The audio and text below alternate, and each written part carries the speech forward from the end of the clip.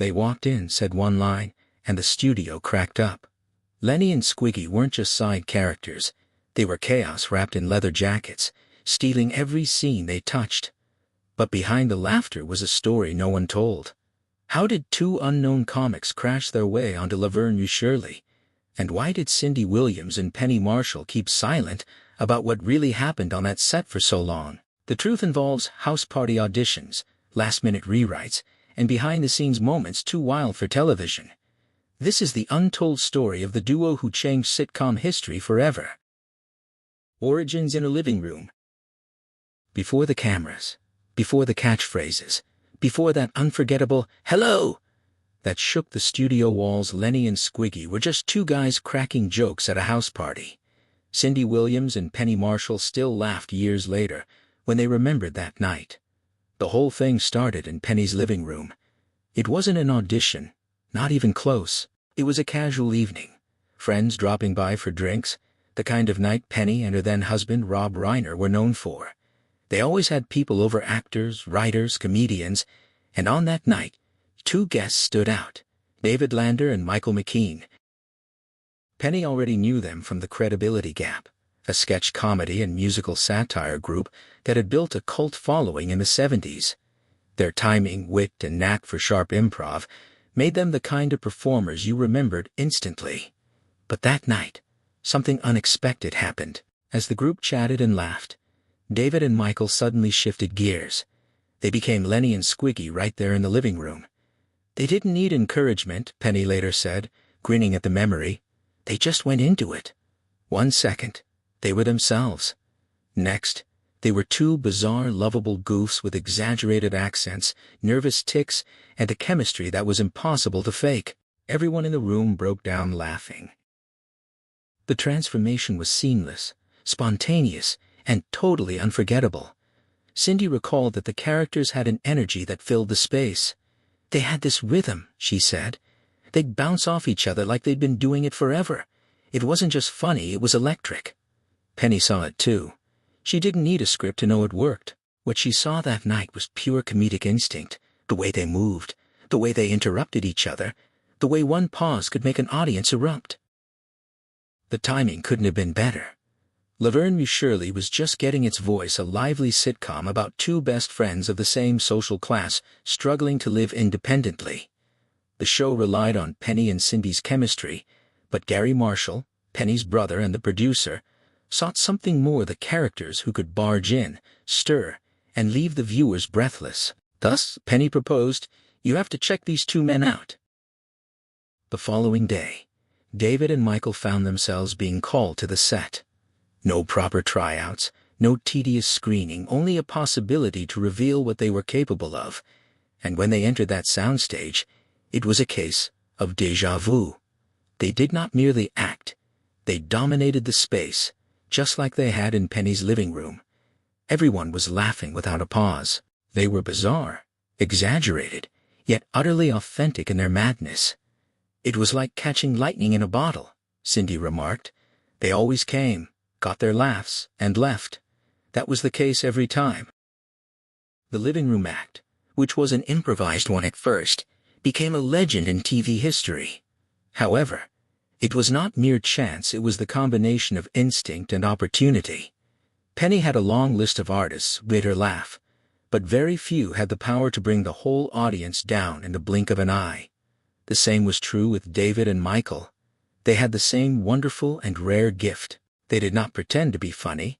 They were indeed funny, starting with their posture and ending with how they pronounced their words. Later, Penny would say, they were meant to come into a place, deliver a line, and leave as if the place was theirs. That was precisely what Lenny and Squiggy turned into, a dazzling comic storm that could burst into a scene, crack up the audience, and be gone before you could take a breath. And it all started not in a casting call or a writer's room, but in a crowded Los Angeles living room where two friends slipped into character and changed sitcom history forever. From Anthony to Squiggy. When Laverne U. Shirley was still new and finding its rhythm, nobody could have guessed that two side characters originally known as Lenny and Anthony would become television icons. The plan was simple: bring in two neighborhood guys who were even more awkward, broke, and over the top than Laverne and Shirley. The chemistry was there, the laughs were instant, and audiences couldn't get enough of them. But before the world met Lenny and Squiggy, a behind-the-scenes decision changed everything about who they were supposed to be. According to Penny Marshall, the first version of the characters wasn't supposed to include Squiggy at all. The character's name was Anthony, an Italian guy from the neighborhood, paired with Lenny in what was meant to be a one-off appearance. It was Lenny and Anthony, Penny explained, but there were too many Italians already.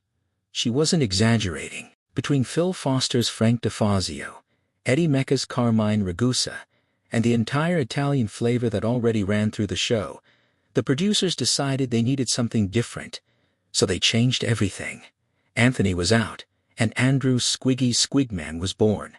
Same comedy duo, new identity. And with that change, the entire balance of Laverne and Shirley shifted. Squiggy wasn't Italian anymore, he was vaguely German, or maybe Eastern European depending on the day. What mattered wasn't the nationality, it was the sound. The name Squiggy popped. It was strange, snappy, and just cartoonish enough to stick in your head. It fit perfectly next to Lenny's simpler everyman tone. That transformation wasn't just cosmetic. The rewrite freed the duo to be bigger, broader, and far more unpredictable. Their weirdness wasn't tied to ethnicity or location, it was just who they were. They became the living embodiment of lovable chaos, and the audience could feel it. Penny recalled that the name change was only the start. Once they became Lenny and Squiggy, everything clicked. The accents, the posture, the strange speech rhythms, all of it just worked. They had their own world, she said. They'd come in, talk nonsense, make everyone laugh, and leave like they had somewhere else to destroy. Obviously, Lenny was also affected by the creative shuffle. Lenny Kosnowski was his full name, and it was meant to sound comical even before he spoke a single word. Penny Marshall made a joke once that Kosnowski meant help. There's a hog in my kitchen. A line that wonderfully characterized the ridiculous and lovable aura that the pair had all the time around them.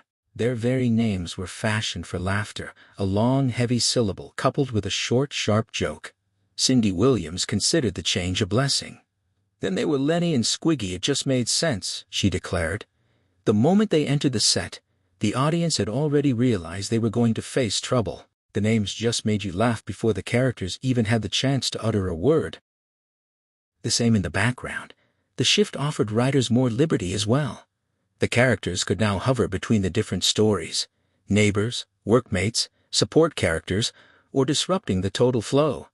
The pair was not asked for a reason to come. They could simply pop in, deliver a well-placed joke, and disappear like ghosts in blue. Gary Marshall, who was famous for his stringent timing and structure, also recognized the brilliance in it. They enter, get the laugh, and leave, he remarked. That's money. And that was the extraordinary thing. Among the array of hard-working and struggling characters, Lenny and Squiggy were the comic release valves, the odd friends that everyone put up with, because they lightened the atmosphere a little. They were neither intended to be profound nor polished. They were simply to be hilarious, pure, and simple. The moment their pilot episodes were broadcast, the audience viewers were already hooked. Anthony was erased from the memory. Squiggy became synonymous with every household. It was strange, it was daring, and memorable. What initially was a trivial casting error metamorphosed into one of the most intelligent artistic shifts in the history of sitcoms. Because once Lenny and Squiggy walked through that door saying, "Hello," in that unmistakable voice, nobody cared what their names used to be. Gary's ladder comedy math. When Penny Marshall first brought David Lander and Michael McKean to Gary Marshall, she knew they were funny. But Gary saw something deeper. He didn't just see two goofballs with sharp timing. He saw the missing rung in his comedy ladder. To Gary, every great sitcom worked like a social equation. You needed contrast. Characters higher up the ladder, striving for something better, and characters below them, reminding everyone that it could always be worse. That was Gary's comedy math, and no one calculated it better. He looked at Laverne Shirley and saw two working-class women trying to climb out of Milwaukee's brewery life. They were dreamers and strugglers, already funny and relatable, but even lovable underdogs needed someone to look down on, someone louder, funnier, and far less put together. That's where Lenny and Squiggy came in. As Gary put it, someone's got to be worse than you. It wasn't an insult, it was architecture. Every straight man needed a wild card. For every heartfelt scene there had to be chaos waiting off stage.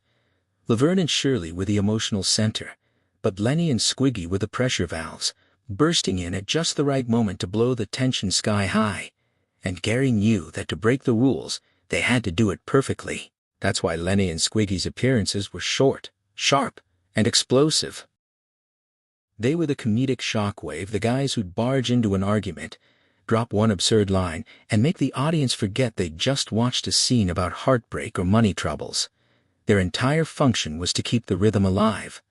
Cindy Williams once remarked, "Gary was like a mathematician when it came to laughs. He knew where to place the joke, how long to let it land, and when to get out before it was stale." With Lenny and Squiggy, that timing was perfect.